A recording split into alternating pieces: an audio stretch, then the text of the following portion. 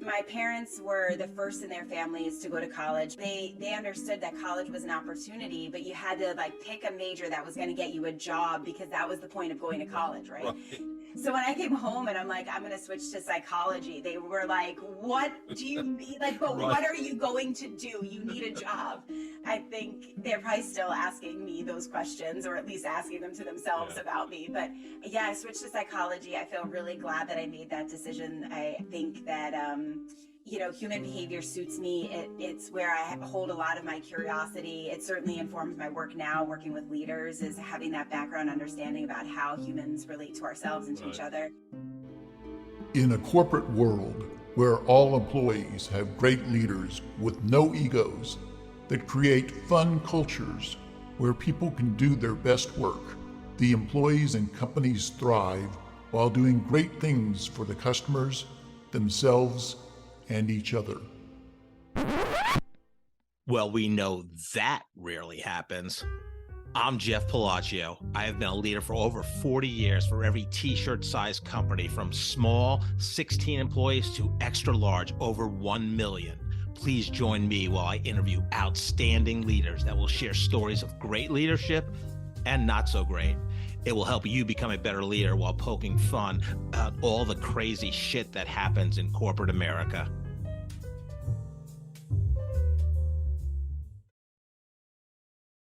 Hi, I'm Joe Duchan, and welcome to the Corporate Couch with Jeff Palacio. Today's episode is brought to you by Palacio & Partners, providing turnkey podcast creation, hosting, production, promotion, and related creative resources for you and your business. Today, Jeff is interviewing Dr. Victoria Farris. Victoria is a transformational leadership strategist and executive coach who works with high-level business leaders to create inclusive, high-trust workplaces. She is a sought-after speaker and consultant specializing in trust, inclusive supervision, and leadership development, helping others navigate change and build high-performing teams with purpose.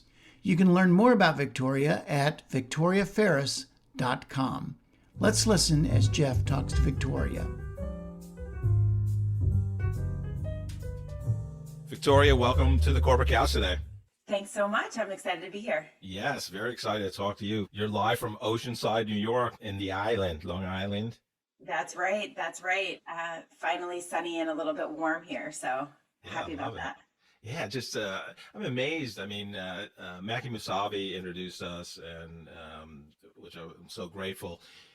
What I love is, just looking at your career journey, and we talked about a month ago, just to meet each other, and I've interviewed, probably over 120 guests on the podcast, and just the career journeys and then where people start and where they, are ending up, or at least, where they are in their career journey. It's just a twist and turn, and, and yours is about 180 degrees. So I love that. So yeah, but let's start with some fun questions.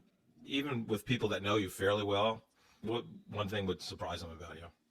Oh, that's such a good question. I think, people who know me well now might be surprised to know that I was really deeply a perfectionist for a long time and wound really tight. I think that people who know me now know me as I'm quick to laugh. I like to break the rules.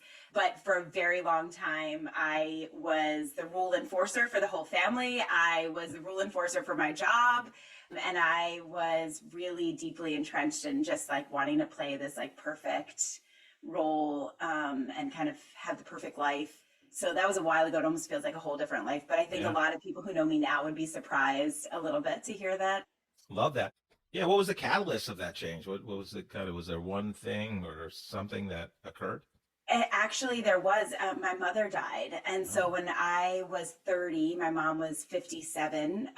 She got diagnosed with bladder cancer. And about 10 months later, she died. I had when she got diagnosed, I was newly pregnant with my second baby. It was my first son's first birthday. Oh, wow. So I had a little one and another one on the way. My other son was born and she died 2 months later. And I think there was it was for sure one of the hardest years of my life, to having, I don't know, how close your kids are together, but having two babies 17 months apart is a challenge in and of itself. But then grieving through it was painful and also really awakening. I think that in my mind, I hadn't realized the way that my mom's sort of view of me had informed so much of how I was living. And I think it just sort of shattered, like, if I'm not here to be who she told me I'm supposed to be, then who am I?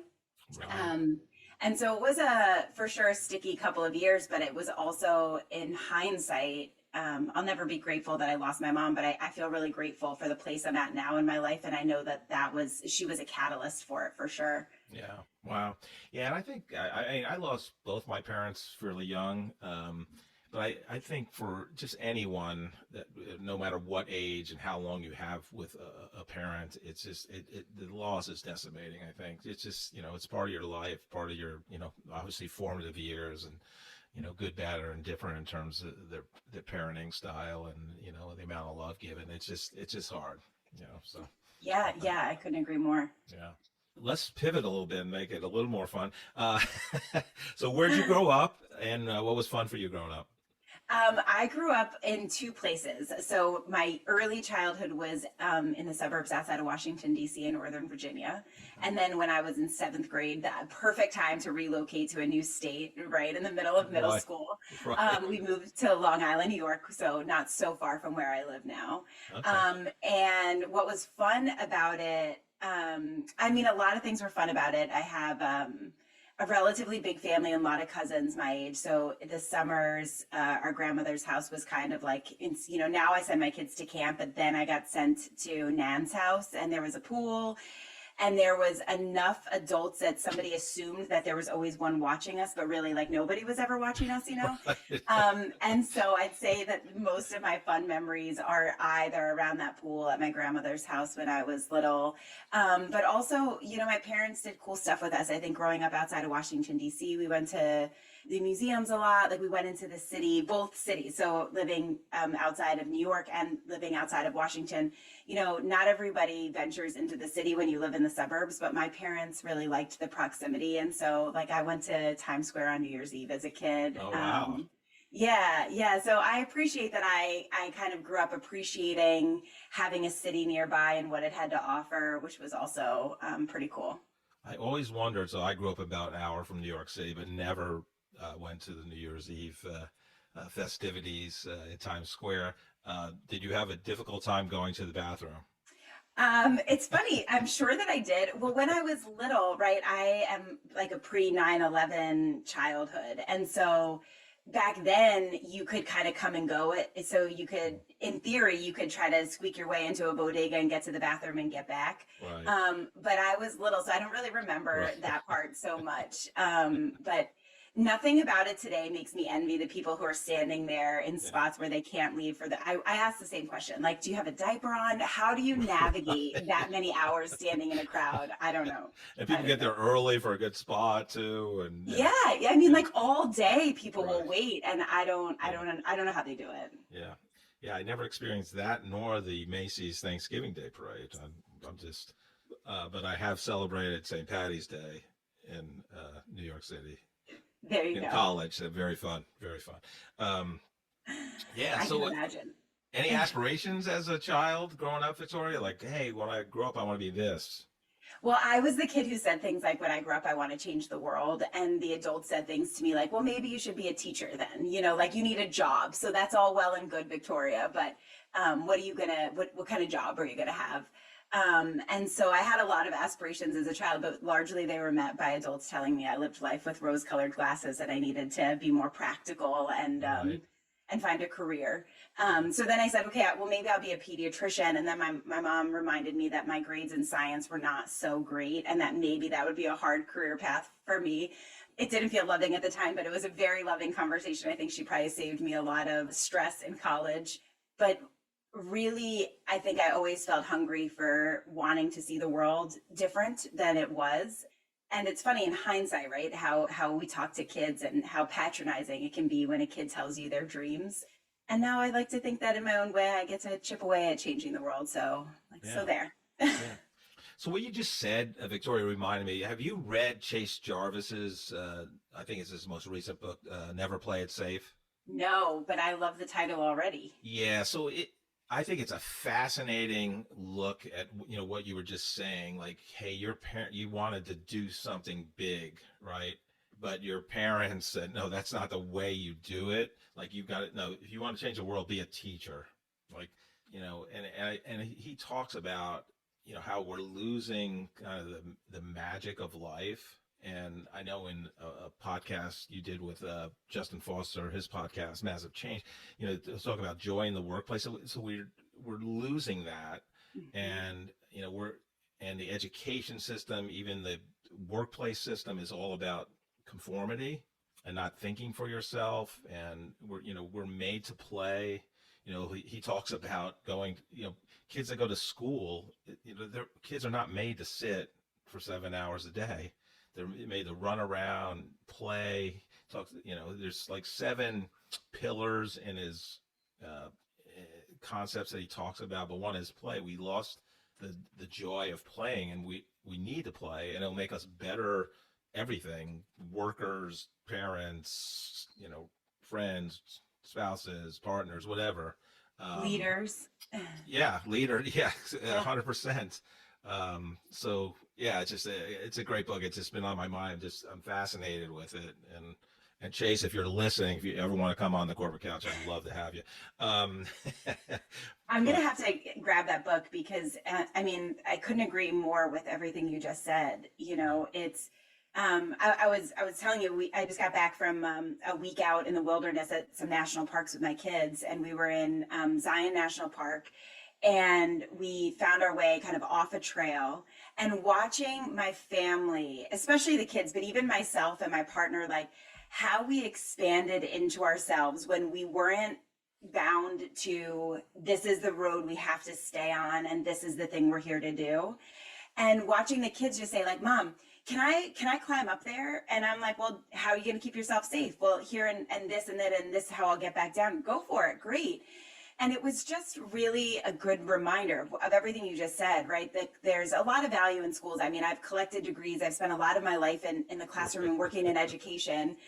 And I've never felt smart in a classroom ever in my life. And that's such a disservice, because while I think about things differently and I process things in a less linear way, I think I have a lot of ideas and talent to offer the world. But if I hadn't found my own way of appreciating how my brain works and what makes me smart and what makes me an asset to any given situation, I think I would easily have been left feeling like that just wasn't for me. And so my kids and their friends, they laugh, but they know me as like, I'm the safe adult that you can talk about how school kind of sucks. And that's not to shame any teachers or things like that. I do believe teachers change the world. And I believe that our like classroom structure doesn't set us up for creativity and non-linear paths of leadership. And my hope for my kids is, even when you don't feel smart in the classroom at school, you have some place where you feel really capable and you get to see where your talents shine, because mine don't shine in a classroom sitting still all day having to raise my hand. I'm an interrupter. Right. I like curse a lot. My earrings are too big, right? Like I just don't fit in that space. Yeah. And so anyway, I'm eager to read this book, Never Play It Safe. And Chase Jarvis talks about, when he's in like, I'm going to say 2nd or 3rd grade, he was doing magic tricks and like kind of stand-up comedy. And I thought I knew every joke in the universe, but he used to tell this joke in like whatever 2nd or 3rd grade. What has 52 teeth and holds back a monster? And he goes, my zipper. He was in 2nd or 3rd grade. He goes, I had no idea what the joke even meant. I know that's politically incorrect, and I'm a white guy. I should not be saying jokes like that. I get it. But anyhow, he said, but 2nd grade teacher said, you can't do that stuff. That's like, he should be doing that stuff, right? It was bringing him joy and creativity and, But, I do try to teach my kids that you should know what the jokes mean before you tell them, so you don't get yourself in trouble. But don't stop telling jokes. Just maybe know what they mean, so you don't you tell the right joke in the right place. Yeah, I guess it would be hard to at his second or third grade, whatever, how old he was, Yeah. didn't know what that joke Yeah. meant. But I thought, damn, that's a new one. Growing up in New York, you hear a lot of jokes, so that's all people did growing up back in the day. But Yeah.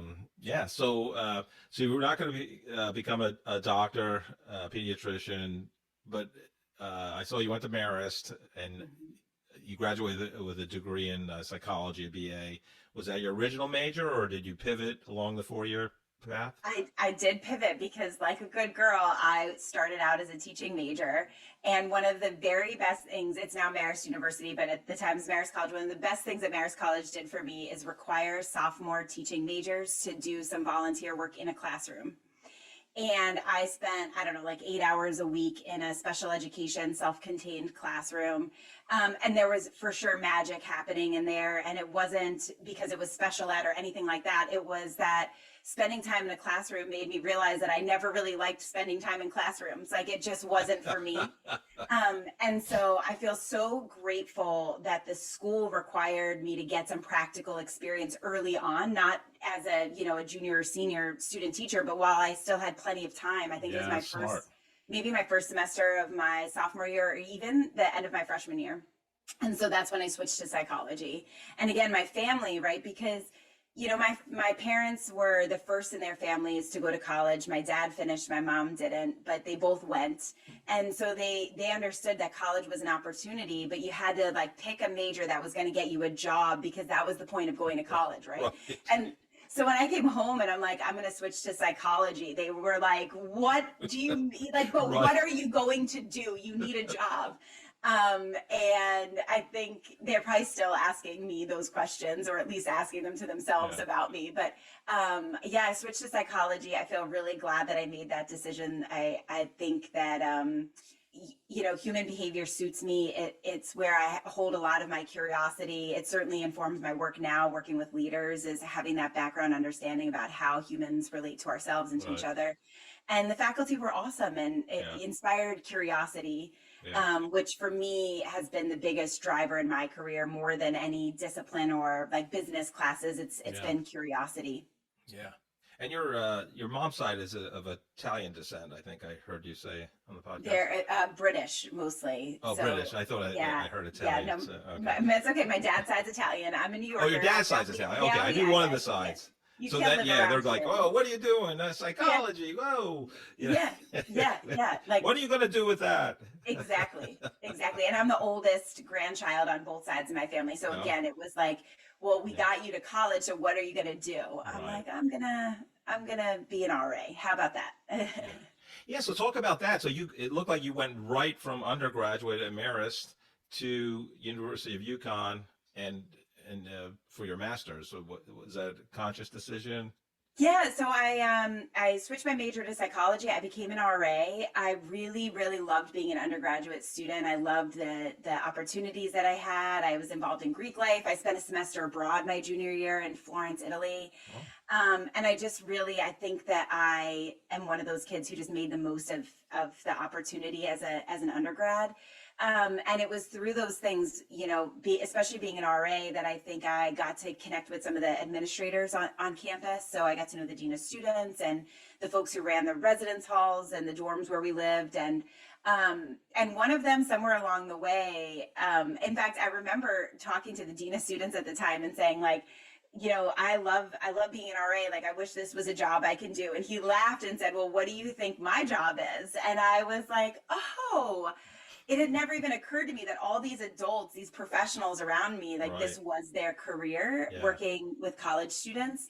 And so that piqued my interest. And so I decided that maybe that was my path, is to work with college students. And I ended up in graduate school pretty quickly, because it's tough to get a job working in higher ed without more skills, and essentially without a master's degree or some more focused skills. And so I did spend 1 year working at a small school, actually upstate, as a Long Islander, upstate New York is as soon as you cross the bridge. It was Westchester County, which is hardly upstate by upstate standards. I only thought that applied to people that lived in Manhattan, but now I know. I'm glad you've enlightened me on that, because I have a good friend that grew up in Brooklyn, And he goes, "Oh yeah, you're from upstate." I'm going, "It's an hour away. Upstate is Albany, Rochester, like Syracuse." Yeah, really, really. Well, it's funny because my dad's in Rochester now, and he calls it Central New York. I'm like, Dad, as soon as you get the Bronx is basically upstate by my standards. But anyway, I was in downstate New York for a year, and I wanted to get my feet wet a little bit before I committed to a master's program, and I ran a small residence hall in a small women's college up there. Had a wonderful experience and learned a lot, and decided to apply to grad school, and that brought me to UConn.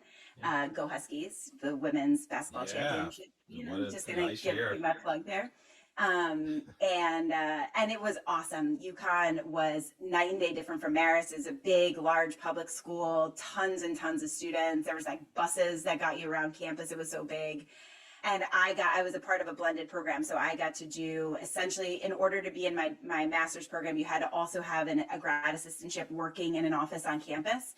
So I was running a residence hall while I was taking my classes and really bridging the theory and practice of student learning, student development, and also things like budgeting and running, making sound decisions, legal stuff. So what was that like for you? Because I mean, you're 23-ish, 24 maybe. I mean, I looked at, you're running, you have kind of 5'8" direct reports, a co-head 265 bed facility, a traditional 620 bed facility, and you're young, right? What were some of the leadership lessons or any crazy stories of parties or kegs going through windows and stuff like that? Well, I'll share one and then the other. I mean, I think I wasn't even that old. I think I was like 22 maybe when I started. And so I had students who are my age. I had staff members who were older than me at times and my age. And I think the leadership lesson in that was recognizing that leadership isn't about your age. It's how you handle yourself, right? And initially, I think I was trying to prove, like, I'm not a kid, like, I can do this. And that backfires really quickly because nobody likes a power trip, especially when you're like 18 to 22 years old. Like, just sit down and shut up. You're 5 minutes older than me, right? And so I think I quickly learned that relational leadership was far more effective in being with the team instead of trying to position myself as their leader, because I was like, that was my job and we all knew that, but being able to do it from a place of like, let me walk the rounds with you. Let me see what this is like here. You tell me what I don't know about UConn because you've been here and I haven't, and really making it a bit more collaborative, I think was really helpful. For sure, though, the trade-off was that one of the hard lessons I had a great supervisor there. And one of the hard lessons he taught me was that then in building that sort of collaborative relationship, I had a hard time holding boundaries or holding expectations. And I had a staff member who was struggling to meet expectations, but I also knew that her ability to be a student was dependent on because you get free room and board when you're an RA. And so if she wasn't there, she couldn't have afforded to stay at the college. And I remember my supervisor sort of picking at something that was going on. And I said to him, if she loses this job, she has to leave. And he just said, that has to be, then she needs to work like that's the case, right? That becomes her responsibility and not yours. And for sure, that's something I still hold with me today, that as a manager, we can do our best to support somebody in meeting their needs and expectations, but ultimately it has to fall on them to fulfill that, right? And so those were definitely some of the lessons I learned. It was not easy. It is very difficult. I'd had student conduct meetings with students who'd get in trouble who were older than me, or a lot of Division I student athletes. I mean, kids who were playing on ESPN were then coming into my office. It was a wild experience. Right. And the school, is a little notorious for spring weekend. And oddly, whenever the basketball teams would win the championships, they would set things on fire. I don't know where this started as we won, so let's light this couch on fire. Yeah. But man, there were some stories on those. I think it started in Philadelphia. So. Doesn't it all start in Philadelphia? Jeez. I mean, it's pretty mature to kind of pivot, I'm the boss versus, okay, we're in this together. I'm going to learn from you. And, hopefully you'll learn from me, and I'm in charge, but I need to be, collaborative and be a good leader, care about you. Was there any but you had a great supervisor. It seemed like that was helpful, but was there anything else that kind of helped you kind of guide your leadership style? I would say it was the combination of being in class. And so it was, we were learning about like the theoretical concepts and then strong supervisors who could help me integrate it into practice. I think that really did. And, learning the hard way. I mean, like I remember saying to a group my first day, like they were giving me a hard time and I'm like, everybody's replaceable. You know what you should not say to a group of people you've just been assigned to lead, that everybody's replaceable. I mean, that shit blew up in my face so fucking fast, right? And I think then I realized like, so am I. I'm also replaceable here. Yeah. And like, I either have to get this group on board with me or I'm going to be the one who's, in hot water. And so, I think it was a combination of learning from my mistakes and having good people who are there to help me learn from my mistakes. Yeah. That was probably a moment that you had when you said that line about everyone's replaceable right after you read Donald Trump's The Art of the Deal book, probably. One book that is not on my bookshelf. Oh boy. Okay. So you go from Connecticut, you graduate with your master's, and you go from Connecticut. It looked like you went directly to the university, San Diego State University. So it's a little different. Become the resident hall coordinator. So talk about that move. How'd you get that job and all that? Well, I decided that I was going to get a job on the East Coast somewhere between Washington, D.C. or Boston, and then ended up in San Diego. So when you tell the universe your plans, then she laughs. Right. But mostly I just said, if I'm going to leave the East Coast, I'm going all the way. I'm going all the way to the other end. And, I'm so glad that I did. It was a wonderful experience to move really far away and just experience such a different culture. I mean, if you've ever been to San Diego, it's a culture in and of itself. Love San Diego. Goodness, if it was closer to New York, I would have lived there forever. It was grueling to be back visiting family and being, able to visit it's family. 5-hour flight. And Yep. And that's just important to me to be able to visit with family and whatnot. But it was a great place to live. It was a really cool place to work. Again, I worked with really great people. Some of my closest friends I made there working together. Great mentors. And another party school. So again, we could have a drink. I could tell you all kinds of stories. But mostly nobody looks good when they're vomiting all over themselves after drinking too much. If that is my takeaway from working with college students. But I loved San Diego, but I was homesick. And so I stayed about 2 years and then decided I was ready to come back east. And again, got a job that seems totally different because I went from running a residence halls at a massive state university, 2 in a row, to working at the School of American Ballet, which is none of those things. Right. But I wanted to be back home, and the idea of being in the city was just tremendous to me. And I think that probably the through line in my resume and my experience, I mentioned already curiosity, that like when something tugs at my interest, I'll give it some attention, right? I'll ask some good questions. And so that was a job. I was going to a conference that had a job placement on site. So I was already going to be there, and I was already interviewing for some other jobs that were more traditional. And I thought, well, that's interesting and weird. I wonder what that's about. And so I sent them some interest, and I think they were also like, well, we're already going to be here, so we'll talk to anyone who's curious.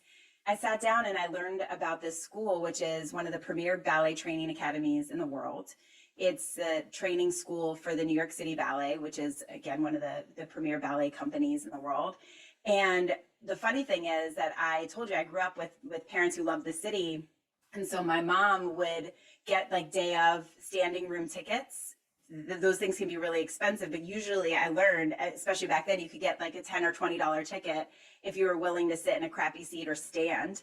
And so I remembered as a kid going to see the ballet and just like how magnificent it was. And so interestingly, on my first interview with them, I think I asked them more questions than they asked me, because I just was so curious about how does this work. I've been to the ballet, but it never occurred to me like how these dancers get onto that stage, right? It's a totally different path than the one I'd been on. And anyway, at the end, I think I even said to them, I'm sorry I just asked you so many questions, but thank you so much. I'm so excited to tell my mom that I just learned about this. She loves the ballet. And then they asked me for another interview, and then Yeah. I got the job, and I ended up living in Manhattan because they have a residence hall there that's right at Lincoln Center. And so part of my job was to be one of the adults in residence, because these are kids. They from 14 to about 19. They live there so that they can train full time. It's that like level of caliber of dancer. And so I got to live in Manhattan overlooking Lincoln Center, which Wow. is magnificent. If you're not from New York, Sure. that apartment probably would have cost, even 10 years ago, like $3,500 a month, Right. which was way out of my league. It's still out of my league. And it was a really tremendous opportunity. Yeah. And another place where I had to learn more from the students I was there to like quote lead than I had to offer, because I took ballet for like 5 minutes when I was 6. I didn't know Right. anything about ballet. Right. And I, again, learned how valuable it is for people to feel seen by their leaders.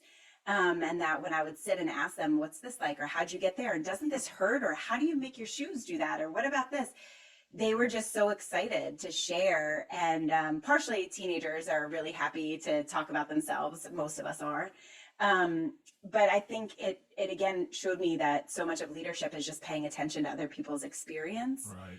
And it's also what really, I think, inspired my passion about more inclusive leadership and inclusivity in general, because while I was there, the school received a grant from the Ford Foundation to do some really great work, because ballet historically has been very white, upper class. And so I got to be a part of really critical conversations and incredible training opportunities that, again, my curiosity followed, where I could ask questions and explore things.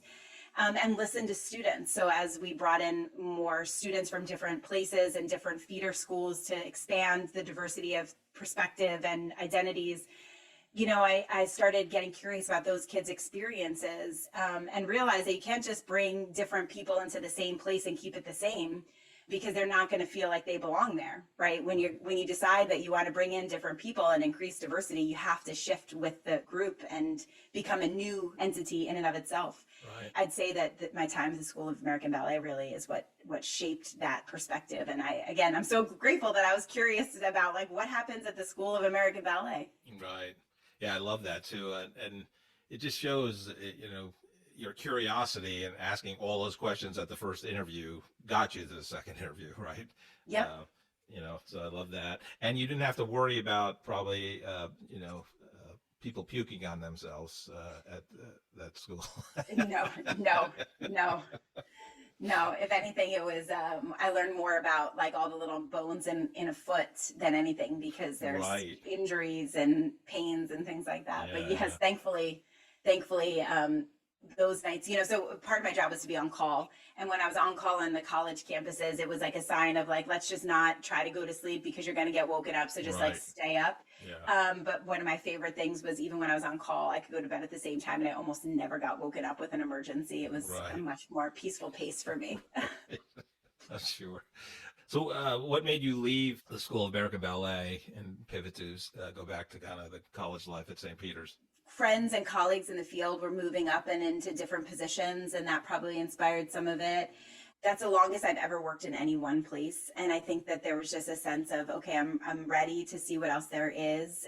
My position grew a lot. There was a lot of growth for me there. And then there was the point where the next steps were a little less clear.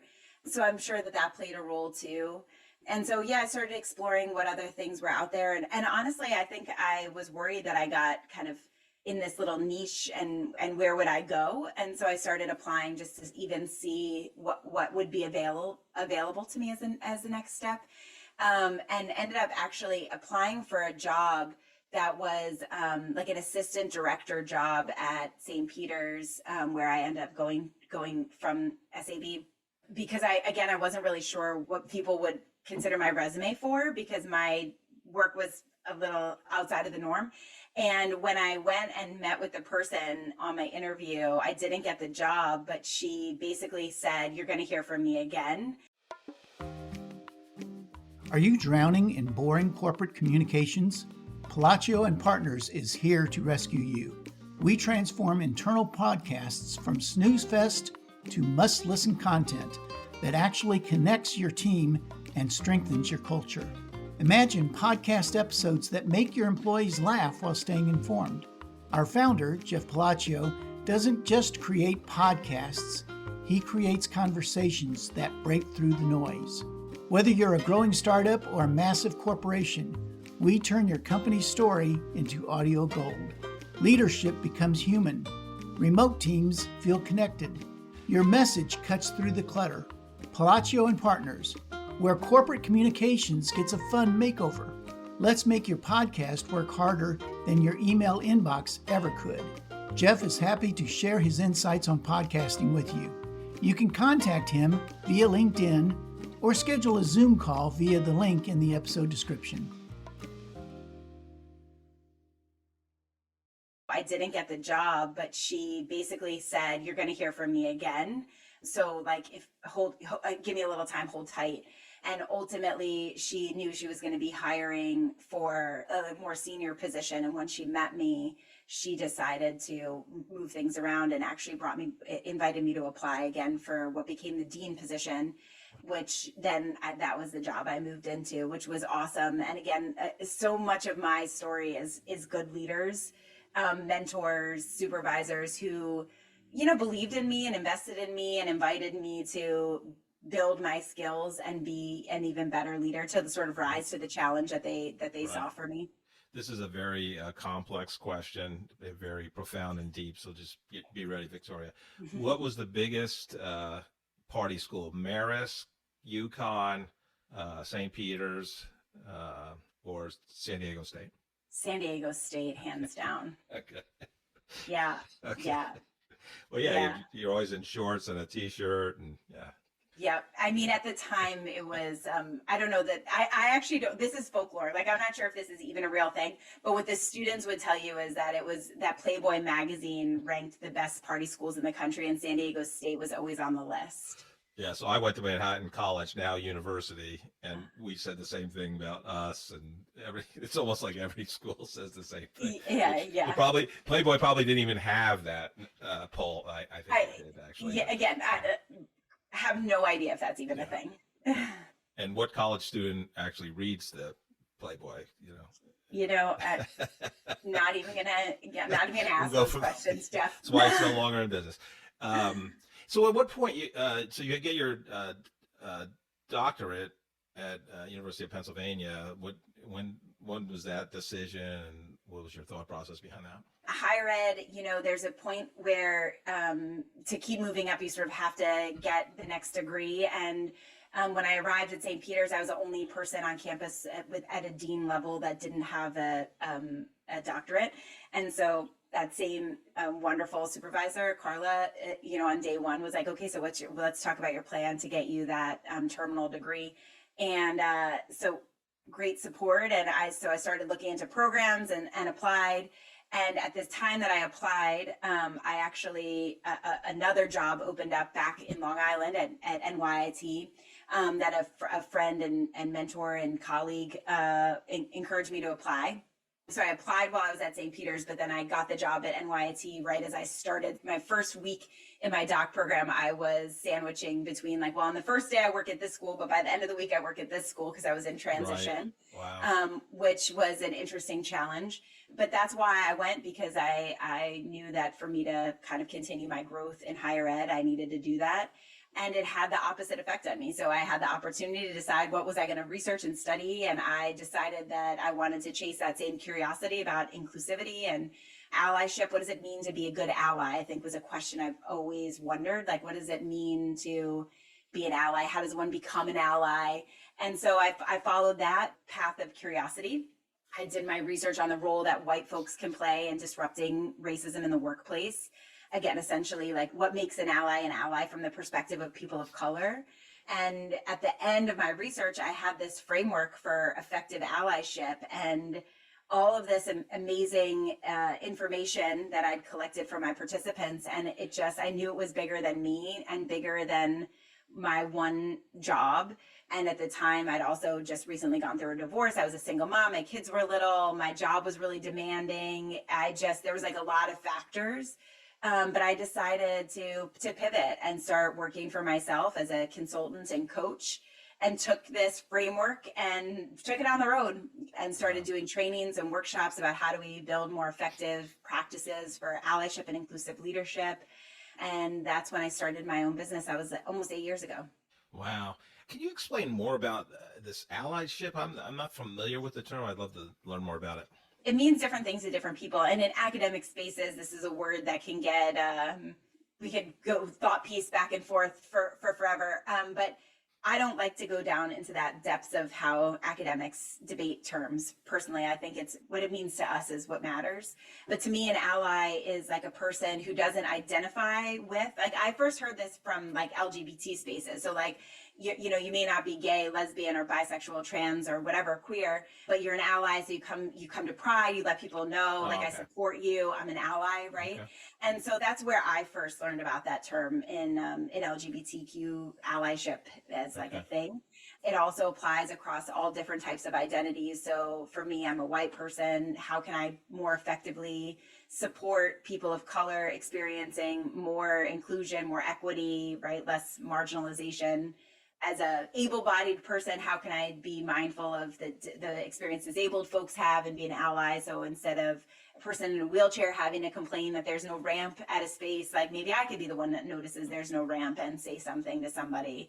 So that's the spirit of allyship to me. It's like, even if it's not my lived experience, I'm noticing and doing something that benefits somebody else. Yeah, very interesting. You go from this career that you've had since, college, undergrad, basically, and you completely pivot, and you haven't really been in, I'll say, a corporate America per se, but now you're going to be a transformational leadership strategist, executive coach, talking about, inclusion and DEI and building high performance teams that have purpose and helping leaders, coach leaders, and, going through change, and you have no safety net. So kind of what were your kind of biggest surprises when you step out the door at New York Institute of Technology and say, it's Farris Consulting. Here's my business card.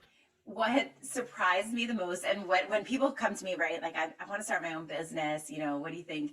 The hardest part to me has always been myself. I didn't realize how much I depended on both the direction and the validation from a boss before.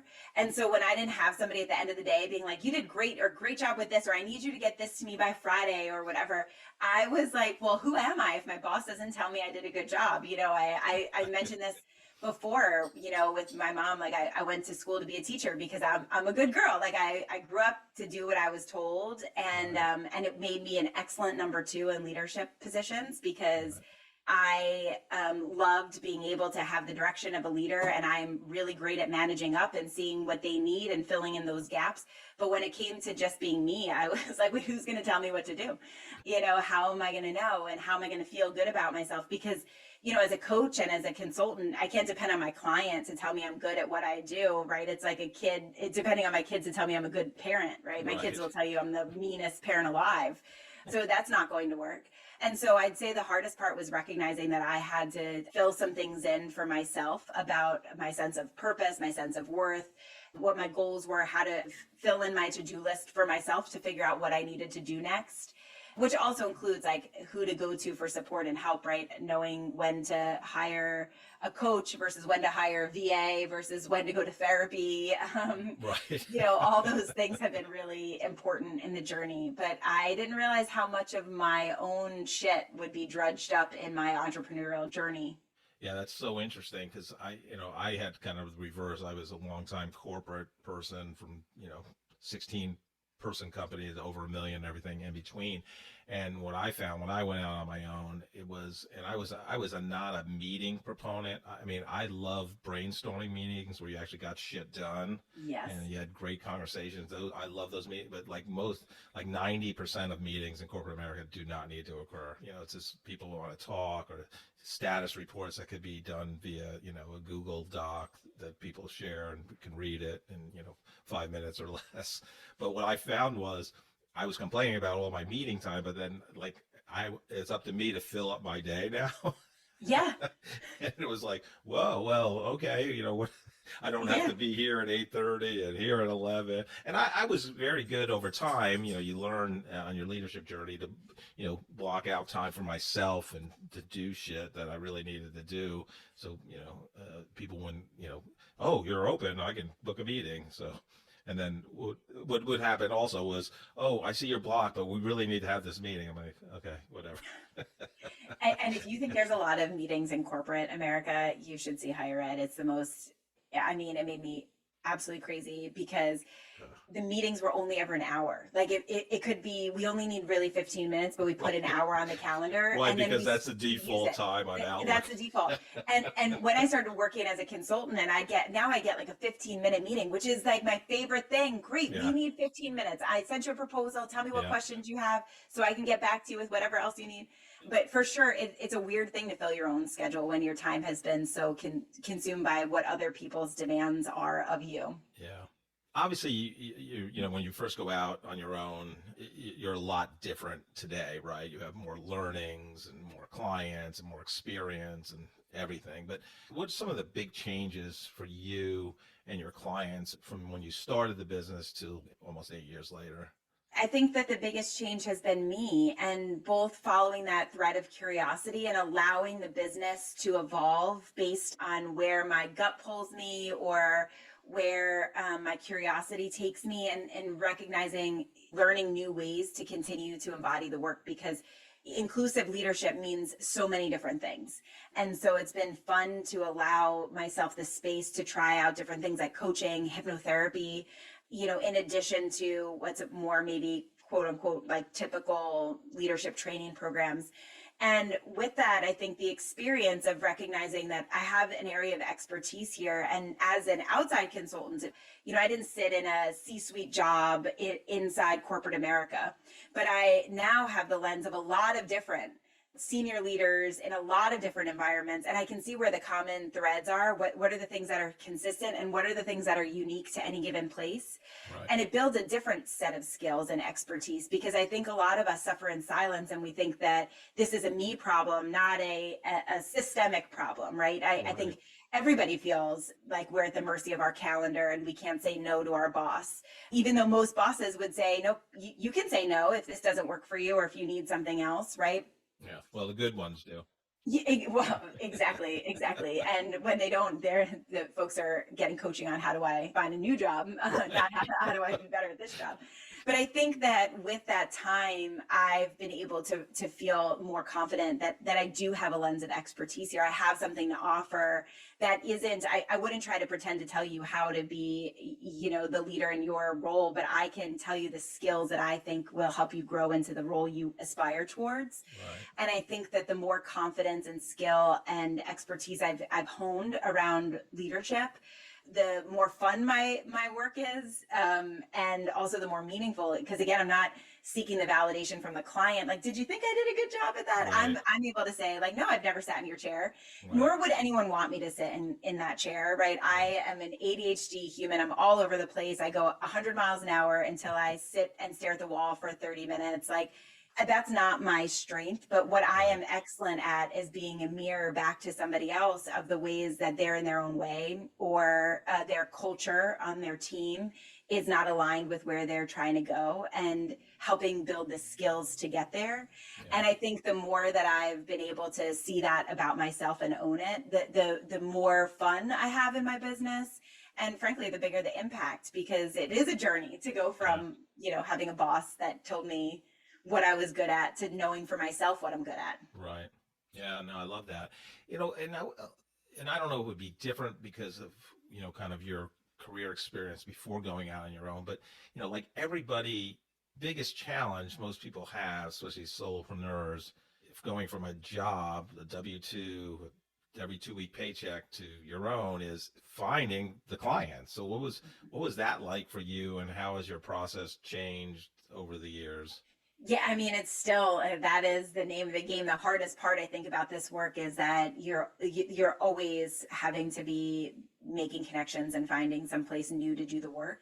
I think that, again, there's been a lot of evolution in understanding that it's through having good relationships. It's through offering somebody something just because we connect and they have a question or something I shared sparks an interest that opportunities come. And so I think I've really shifted from how do I find my next client to how do I be of service? Right. And, we spend a lot of our time at work. And if I'm a person who values inclusion, belonging, community, how can we can get that stuff out of work, but if we're not getting it in work, also in our workspaces, most of our life, we're not feeling a sense of belonging, respect, dignity, right? And so for me, it's like the place of how do we just make what is such a demanding part of our lives more humane, more communal, because not only does all the research highlight that also makes for more profitable teams, right? We have better outcomes when the people feel respected and engaged and included. But as humans, we also can have more joy. We can feel more creative. We can find more curiosity, innovation in spaces where we feel a sense of belonging, like where we're not just a machine showing up every day with an output to then go home and feel ease and comfort and joy, right? Right. What if we could have both? And so I think the more that I kind of talk about that and plant those seeds, the more folks are like, wait, so I have this problem and how do you think I can handle it? And it almost always comes back to leadership and feedback and culture. Most of what we learn in business school, I didn't go to business school, so I don't know why I said we, but what I hear from my clients, right, is about the transactional stuff. It's about the profits and productivity, Right. but it's not about how do we create a climate where there's room for compassion and vulnerability and connectedness, and how do I create a collaborative team when everything I've been taught is essentially micromanagement. I think that there's a lot of undoing. And I think that what I've learned is that by being who I am in the world and sort of talking about these things and planting seeds, a lot of people want to work in a place that feels less like a machine and more like we're a bunch of people who are doing cool work together. And let's figure out how we can innovate and make it even better. And so that's really now how I find new clients, is just by being, and often it's through referrals, because once someone's worked with me, they tend to send somebody else my way, which I always think is the best testimony and compliment. Right. Absolutely. Absolutely. I'm very curious on who reaches out to you. So our mutual friend, Justin Foster, told me about the SWAM. I'm a SWAM, a straight white American male. So there I am, the cause of all the problems we're having here in society. But do the SWAMs reach out to you, or is it a person of color, a female that says we need help here and I need your help to do it? I'm just so curious about who reaches out. It's a little bit of all of it, but predominantly I'd say when it's come work with my team or work with my organization, it's very often a person of color who hires me and says, we need more inclusive leadership here. And we also they're going to listen to you, right? That I can share the identity. And in part because, I can talk about my own story. I told you I'm a recovering perfectionist, right? I fell into all the traps. It sucked my soul. I checked all the boxes, but I still didn't feel satisfied, right? So I can approach it from a place of empathy that we get here by design, not by accident, and not because it's a personal flaw, right? A lot of women, especially white women, struggle with perfectionism, and that's part of the social experience that we get, right? It's part of our conditioning. And I think that when I can talk about it like that, this isn't a you, Jeff problem. This is just it's just we get asthma by breathing the air because the air's got pollutants in it. That's not a personal failure of my lungs. It's a systemic thing. And the best I can do is understand that that's what's happening. And so what do we do with it? And so I'd say that because I can bring that approach, a lot of times it's folks of color who will hire me, or people with other marginalized identities, maybe queer, trans people, to come do work with their organization or their team. And when I'm coaching clients, it tends to be women who relate to the patterns of people pleasing, perfectionism, anxiety, a lot of the things I talk about that both I have lived and still contend with, but also that so many of my clients struggle with those things. But increasingly, I've gotten to do some cool coaching work with some SWAMs who I adore, because the patriarchy leaves men, I think, with equal bits of imposter syndrome and insecurity for all the ways that there's power. There's also the shadow of that power. And I think that a lot of men are finding that there's room now to say, this isn't working for me, and authoritative leadership styles are out of style, it's out of fashion. And I think that a lot of people, it's never actually who they wanted to be. It's just what we learned from our business books and whatnot. So yeah, it's a little bit of everything, but there's definitely some patterns there. What's some of the biggest changes you've seen, pre-COVID and post-COVID? And obviously, right in the beginning of COVID, the whole George Floyd thing happened and all that. But what are you seeing out there in terms of leadership? And is there more empathy? Is there more acceptance? Is there more willingness to work with, people like you to help build the inclusive cultures? I think it's varied, because I think since COVID, the levels of anxiety and uncertainty have only increased. And I think that now with tariffs and, anti-DEI policies and like revoking of funding and grants, right? I think that uncertainty and the fear and anxiety is still even more palpable perhaps than even during COVID. I read recently that the percentage of people suffering from anxiety has only increased since the initial lockdown of COVID, which is astonishing, right? I think that many of us felt like we were going to go back to normal, but the residue of all of that hasn't gone back. And so I think there's a little bit of both. I think that there's sort of a reckoning happening where it's very clear to a lot of people that we need new ways of working, of living, of being, where there's more compassion, more communal responsibility, right? More innovation, more people-centeredness to our work, and a lot of fear about what will happen if we let the old ways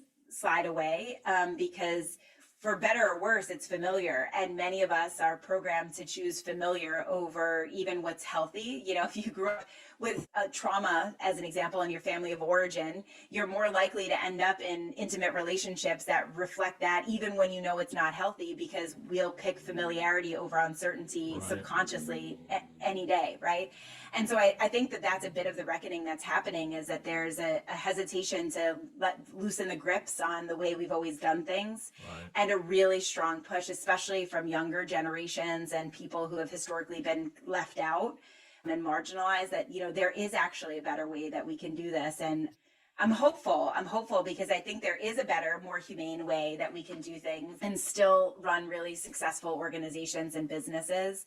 I hope that more of us will get there. But when we can retain top talent, that's far more telling of our bottom line than if we can recruit top talent, but not be able to keep people because we're trying to implement old ways of being, right? I mean, the back to work policies is just one of them. Yeah. What are your thoughts on, hybrid, remote, all in, 100% return to work? What are your thoughts? I tend to fall more on the side of, I think when we give folks the options to choose what works best for them, we see the highest engagement and productivity, right? Like I was recently coaching a client who asked to go back in person because working hybrid, like working remote, worked for a while. And she's like, I think I'm suffering. Yeah. And just as much as I work with people who have been in person, who are advocating to be able to work hybrid or remote, I think that for me, having a hybrid life is, I am certainly more engaged in my work when I can also like step away and pick up my kid from school or go to a soccer game and then come back or whatever, right? I think for a lot of us, we feel more like one person as opposed to my work life and my home life. Right. And when we feel like more integrated, we have more capacity and energy to give to both of those things. So I know that, it's not popular opinion because I think policy, we feel like we need to have a clear policy.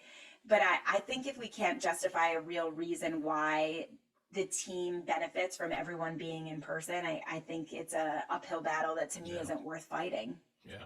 Yeah, no, it's so interesting. I think I saw this LinkedIn article literally the other day, and there's some Stanford professor who's supposedly the most knowledgeable person on return to work and all that. And he made a good point. It's about mentoring. And if you're the people that need to be the mentors are not in the office, they're not going to get So it's an interesting dilemma, along with, and I love your thoughts on this too, Victoria. So like, I think it's, besides all the things that are happening in the world today, and we're post COVID now, but for a leader, you're managing probably the most diverse, multiple generations. The baby boomers are still working, and whatever the youngest, is it Gen Z, whatever the youngest workforce, I always forget. I need a cheat sheet on the. Yeah, for sure. But it's just, and it's about leadership. The fundamentals are, I think, the same, but I'd love your thoughts on that. If you're getting, whether it's trainings or mentorship or coaching from a leadership person who is not naming identities explicitly, you're missing out. And I think that this is another reckoning we're having, where we've been conditioned not to talk about those factors, as if not talking about them makes them not real. But age and generational divides is one of the biggest challenges that I think workplaces are facing right now. And in part because these younger generations, millennials, Gen X, Gen Z, I also need a cheat sheet, but they have always been around more diverse spaces and have always had access to vocabulary that's more inclusive, right? So you've got younger people in the workplace who are very comfortable talking about identity and race, and they know what AAPI means, or allyship, or whatever this is lingo that they have been immersed in, because they've been immersed in the World Wide Web on the palm of their hand since they were 3. Right. And so I think that these generational tensions are rising for a number of reasons, but some of it is, I talked about, when you're supervising people of different ages or leading people of different ages, right? It's very difficult. We've been taught into this like hierarchical idea that like respect your elders. And now we're working alongside somebody who's telling me my language isn't inclusive, or I'm making a hostile work environment. And it's like, well, what the fuck does that even mean? Right. And I get it on both sides, because I've received that feedback and I've given that feedback, but I think it's a real challenge. And I think a lot of our leadership training and education skips over the necessity of, we all bring a different point of view, Right. period, to anything, but especially to work.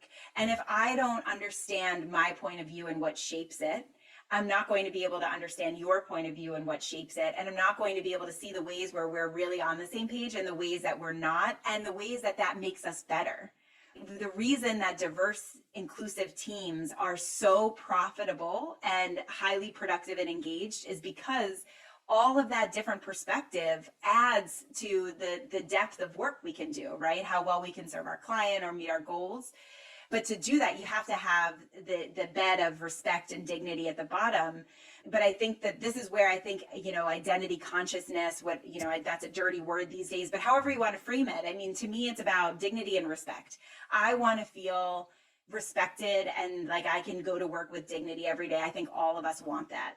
And so how do we create that for ourselves and for each other? Yeah. But you're exactly right that workplaces, you are absolutely leading teams that are far more diverse than they've ever been. And if you are not attuned to those different perspectives, there's a lot of opportunity for misstep. One of the most common things I hear from clients, especially when I'm working one-on-one with them, is, I wish I would have had you 6 months ago, because I didn't know what I didn't know until all of a sudden I was in an HR complaint, or somebody was, saying they didn't want to work for me anymore, or this or that, because I didn't know. And that's like my biggest wish, is that we could understand that this is a skill set, just like managing a budget. You can't be an effective leader if you don't know how to manage your budget and be accountable to it. It's the same as if you don't know how to be accountable to the people you're leading and how to see their perspectives. Inclusive leadership is just as essential of a skill. And the potential impacts are just as significant. I mean, getting sued for workplace discrimination takes a tremendous toll on an organization. Yeah, no, it's a great take. Thank you for that. Victoria, I love having two groups of people. One, we're recording here in April 2025. So next month, there's going to be a ton of college graduates out there. What advice do you have for them as they navigate their first post-college career search and begin their professional career? Yeah. Oh, that's such a good question. I think my advice is to always try to find the balance between what you know somewhere deep inside in your gut and what somebody's telling you. Because I think that we're conditioned to follow the leader, and we end up in positions where you're like, wait a minute, something about this doesn't feel right. And I think young people are not given enough credit for the fact that you might not have all the experience, but when your gut is telling you something's not right, it's worth listening to. Right. And so whether that's about what you're good at, who like I should be a teacher, or how you're supposed to approach challenges at work or do what your boss says or things like that. But trust yourself to know when something doesn't feel right, and trust yourself to know what you're good at and what you want to do and who you want to be in the world. And then get some support if you need on how to actually put that into practice, because, it can be a little clunky. Yeah. No, I love that. I've actually asked about 120 people that question during the podcast episodes, and you're the first one to kind of talk about intuition. And that's another reference. That's one of Chase Jarvis's kind of, I think it's 7 kind of pillars. It's intuition, and we need to start trusting our intuition again. Yeah. We the school system, the corporate America kind of takes, that magic out of people, really. Yeah. So, For sure. Yeah. So the second group is, not that everybody needs to lead people and be a manager on an org chart. Everybody can be a leader, but those that do take that career path for the first time now have people under them on an org chart. What advice do you have for them as they begin that leadership journey? Yeah, get support.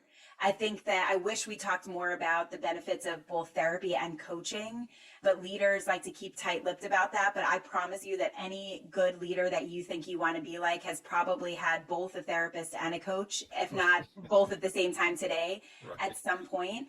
And I think there's a myth that like great leaders just are great leaders, but great leaders know when to ask for support.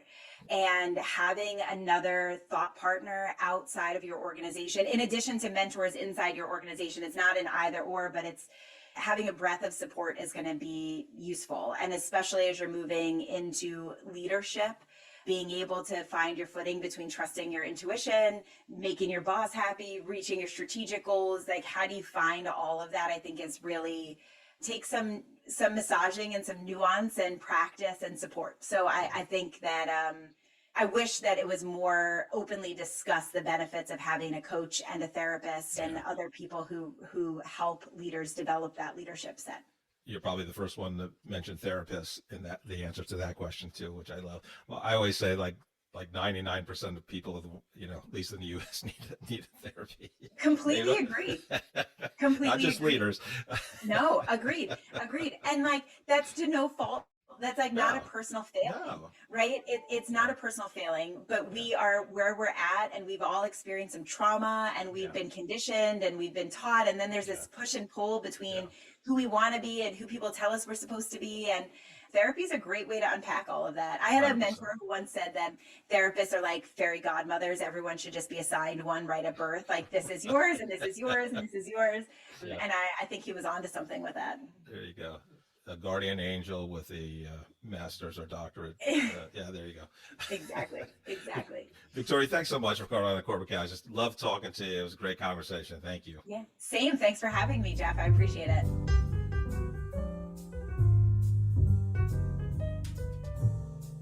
When I first met Victoria before we did the podcast interview, I was just so intrigued with her career journey because it was such a 180-degree pivot from really academia, dean, resident college life, being, director and all that, to what she's doing for the last 8 years in terms of, executive coaching and DEI and inclusion. And I don't know, it was amazing, like, just to go how she did it. Mm-hmm. And it's basically, I think, because it's her curious, personality. It's just, so yeah, it's just amazing. And then, she's in this graduate program right after college, and she has, the leadership's got like 8 direct reports, running, hundreds of beds, 2 different facilities. And her first meeting, she goes, she's 22, 23 years old. The people are older than her, some of them. first meeting, everybody's replaceable here. to go, yeah, that was probably not the best thing to say in the first meeting. And then I liked her evolution of a leader at a young age. I mean, having all that responsibility so that, she learned to more collaborate and, think about their journey and get advice from them because they were doing the stuff and she was just thrown into it. Oh, and I meant to actually start our little banter here, Joe, with Playboy used to have the top drinking schools in the nation, and everybody you meet would say, oh, my college was the top drinking school, or they were on the list. I'm like, really? I'm like, has anyone ever actually seen that list? Because I remember Manhattan College, where I went, now Manhattan University, used to say the same thing. Did I ever see a Playboy with that in there? No, but I never read the articles. Of course. That's what they're for. The other thing I will say about Victoria, I really liked her take on, because I've had this conversation and I've brought it up in a couple different episodes. I think the complexity of being a leader today is probably at an all-time high for a lot of different reasons. But one of them is you're leading multi-generational workforce. Oh, yeah. So it's, you got the Gen Xers, are the youngest. They're right at this point 22-ish to 27, followed by the millennials, / Gen Y, 28 to 44, Gen X, born in 65 to 80, and then the baby boomers, are the oldest generation. Yeah, you think about the conference room of Mad Men, for instance, the TV show, and you look out over that and you think, man, that'd be a perfectly easy group of people to manage because they're all exactly the same thing. That was the greatest generation. Yeah, right. Yeah. And now you look out on a conference room of a bunch of people in a meeting, and you've got old fogies like me and young whippersnappers like my son and things like that, and everything in between. Yeah. And I think you lead, the general principles are the same no matter what, but yes, you have to understand people, and but that's part of being a leader, whether they're a different age or a different culture. Yeah, there are some principles that are universal, like starting the first meeting with everybody's replaceable. is an absolutely universal concept. Yeah, exactly. What did you take out of the episode? There's one story that she had that I thought was amusing. It wasn't a big part of the interview, but it was amusing to me, personally at least, because she went to an interview and she didn't get the job. But the reason she didn't get that particular job was because the HR person held her back because they had another job that was coming up that they then interviewed her for later, and ended up being a more appropriate job. And one of the things that she said about that was that the reason why she got called back for that second interview was because of the interesting and intriguing and informative questions that she asked during the first interview. And so she said, man, if you go into an interview, one way to look interested in what the job is and what is to ask a lot of questions about the job.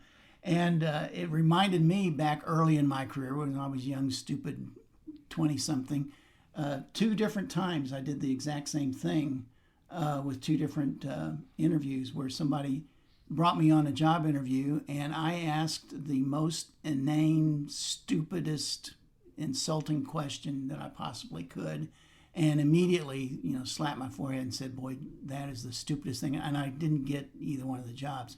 So although it's a good piece of advice to ask questions during your interview, you have to learn a little bit from me, and that is, but make sure that you're asking the right kind of questions, not ones that make you sound absolutely ignorant and stupid. There you go. Yeah, I mean, I loved her. I mean, I think curiosity guided her whole career. Oh yeah, basically. Oh yeah. And a lot of that comes from her academic background. That she was always leaning back on the academia world. Well, Joe, any sage advice today? Oh, I want to let you know that I just wrote a book. Really? Yeah, I wrote a book on penguins, but it would have been a whole lot easier if I'd just written it on paper. Thank you so much for listening to this episode of The Corporate Couch. If you enjoy the podcast, I would love for you to take 2 minutes out of your day to rate us 5 stars and write a review. Please join me next week to learn from another great leader sharing their professional journey and insights.